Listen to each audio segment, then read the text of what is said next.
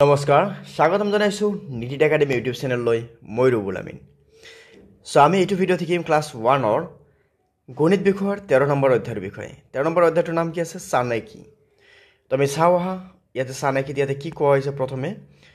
প্ৰথমে কোৱা হৈছে যে বিহু অসমৰ জাতীয় উৎসৱ ৰঙালী বিহুত আমি বহুত নাচোঁ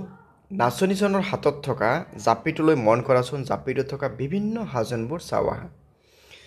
সো ইয়াতে কি আছে জাপিটো আমি চাম আৰু জাপিটো কেনেকুৱা ধৰণৰ ইয়াতে আছে আমি গোটেইখিনি বস্তু চাম তাৰপিছত ইয়াতে কি কৈছে যে জাপিটো আমি চাবলৈ গ'লে এনেকুৱা আছে ঢুলীয়া ঢোলত থকা গামোচাখনৰ ফুলবোৰৰ সাজন চাওঁ আহা ফুলবোৰৰ সাজন এনেকুৱা আছে নাচনীজনৰ মেখেলত থকা ফুলবোৰৰ সাজন মন কৰা এনেকুৱা আছে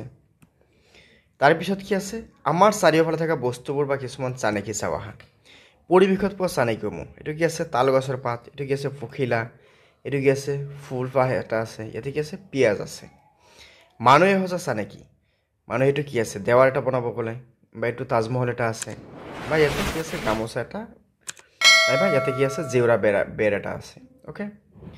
তোমালোকে এনেধৰণৰ চানেকি আৰু ক'ত ক'ত দেখিছা কোৱাচোন তোমালোকে এইখিনি শিক্ষকৰ আগত ক'বা এতিয়া চোৱা চানেকিবোৰ ক্ৰমত ৰং কৰোঁ আহা প্ৰথমটো কি আছে এইটো গোলাকাৰ বুলি কোৱা হ'ব তাৰপিছত এইটো ত্ৰিভুজ বা তিনিকোণীয়া এইটো গোলাকাৰ সো এইটো কেনেকৈ ৰং কৰিব দিছে তো তোমালোকে এইটো তেনেকৈ ৰং কৰি দিবা তেনেকৈ ৰং কৰিবা এইটো তেনেকৈ ৰং কৰিবা অ'কে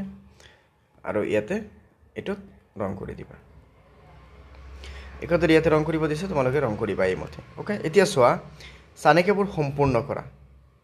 এতিয়া চানেকিবোৰ কি কৰিছে সম্পূৰ্ণ কৰিব দিছে চ' আমি কি কৰিম ইয়াতে এটা আছিল দুটা আছিল এটা আছে ইয়াতে এনেকৈ দুটা বনাই দিয়া এনেকৈ দুটা বনাই দিয়া ইয়াতে আকৌ কেইটা আহিব এটা বনাই দিয়া আকৌ ইয়াতে চোৱা এইটোত কি আছিল এনেকুৱা আছে প্ৰথমটোত কি আছিল এনেকুৱা আছিল প্ৰথমটোত এনেকুৱা আছিল দ্বিতীয়টোত এনেকুৱা আছে আকৌ এনেকুৱা আছিল চ' এইটোত কি এনেকুৱা আহিব এইটোত এনেকুৱা আহিব আকৌ আমি আঁকিম আকৌ এইটোত কি হ'ব এনেকৈ ওপৰ ফালে যাব ঠিক আছে তাৰপিছত চ' এইটোত কি আছে ওপৰ ফালে আছে তলফালে আছে ওপৰ ফালে আছে এবাৰ কি আহিব তলফালে আহিব তেতিয়াহ'লে আকৌ এইটোত কি আহিব এনেকৈ ওপৰ ফালে আহিব হৈ গ'ল এতিয়া চোৱা কি কৈছে সংখ্যাৰ চানেকিসমূহ সম্পূৰ্ণ কৰা ইয়াতে কি আছে 4 5 6 ইয়াতে আমি কি লিখিম 7 ইয়াতে কি লিখিম 8 ইয়াতে কি লিখিম আমি 9 ঠিক আছে 10 11 12 ইয়াতে লিখি দিয়া 13 ইয়াতে লিখি দিয়া 14 ইয়াতে লিখি দিয়া 15 ইয়াতে চোৱা কি আছে 20 18 16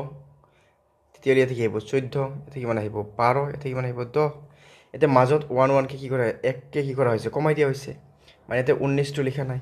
ইয়াতে 17টো লিখা নাই অ'কে তাৰপিছত চোৱা কি কৈছে ডেভিডে আঙুলিৰে চাপবোৰ ব্যৱহাৰ কৰি বিভিন্ন চানেকি সাজিছে এই চানেকিসমূহ চাই আমি বিভিন্ন চানেকি সাজিবলৈ যত্ন কৰোঁ অ'কে এতিয়া চোৱা কি আছে আঙুলিৰ চাপেৰে তোমালোকে এনেকৈ চানেকি আঁকাৰ কাৰণে চেষ্টা কৰিবা এতিয়া চোৱা মীনা বাইদেউ সংগীতৰ বৰ প্ৰিয় ছাত্ৰ ছাত্ৰীসকলৰ লগতে তেওঁ সংগীতৰ হাত সুৰৰ চৰ্চা কৰি আছে এনেকৈ চৰ্চা কৰি আছে এতিয়া চোৱা সংগীতৰ কি আছে এই হাতৰ সুৰক বিভিন্ন ধৰণে আমি সজাব পাৰিম কি কৈছে ইয়াতে সা ৰে গা মা পা ধা নি ইয়াতে সা সা ৰে গা গা তাৰপিছত আমি ইয়াতে কি লিখিব পাৰিম মামা তাৰপিছত আমি কি লিখিম পাপা মানে দুটালৈকে একলগ কৰা হৈছে ইয়াতে আমি লিখি দিছোঁ যে সা সা ৰে গা গা তেতিয়াহ'লে ইয়াতে কি লিখিম মামা ইয়াতে লিখিম আমি পাপা ইয়াতে লিখিম আমি দাদা ইয়াতে লিখিম আমি নিনি ইয়াতে কি কৈছে সাৰে ৰেগা গামা মানে এই দুটা একলগ কৰিছে এই দুটা আকৌ এই দুটা আকৌ এই দুটা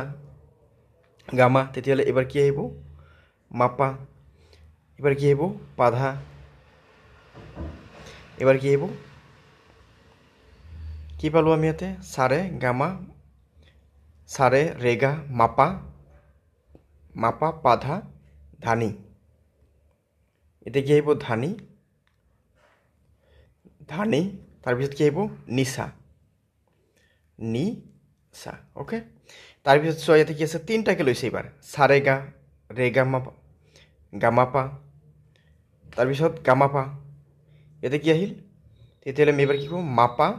এতিয়া আমি কি লিখিম মাপা ধা তাৰ পিছত কি লিখিম আমি